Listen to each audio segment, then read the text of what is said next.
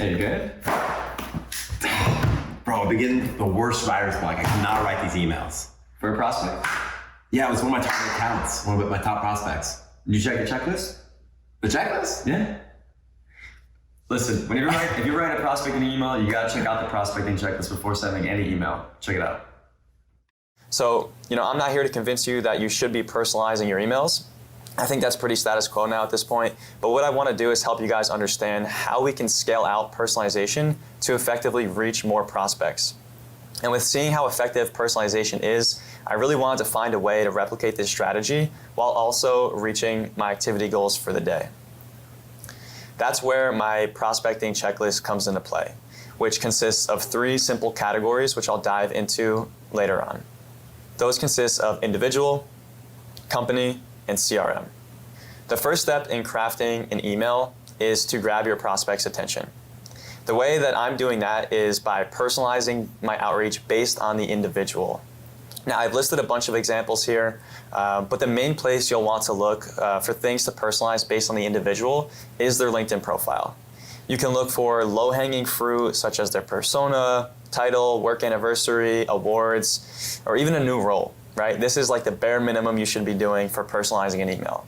However, you could be taking this a little bit further if you just kind of put in the work. One of the things that I like to look for is content. Now, whether that's content produced by your prospect or content that's your prospect was recently featured in, this is going to be super effective in grabbing their attention.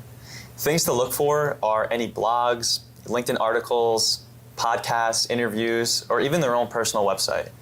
And luckily, since COVID, one of the only good things to come about this is that our prospects have been online more. They're producing more content. We have a higher chance of getting in touch with them. And there's frankly more ammunition for us as salespeople to craft our outreach. One of the last places that I'll typically look for information is their Twitter profile. And now Twitter is a really great place where professional meets personal, and you can find out a lot of things about your prospect, like hobbies or interests, that you typically may have not found on their LinkedIn profile.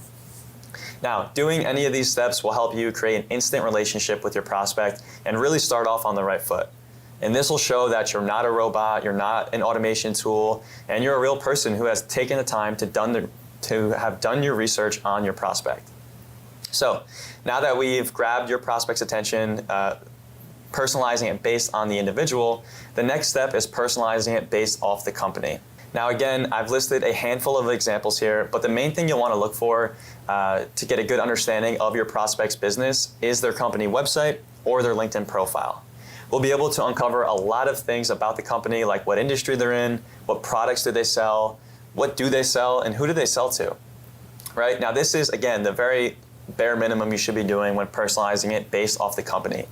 To take it a step further, you can find any recent news about the company, like funding, a new product launch, maybe awards or recognition, partnerships. This can all be found in Google News or just the company website again. The last place, especially if your target accounts are publicly traded companies or for any of you enterprise SDRs, is any financial reportings.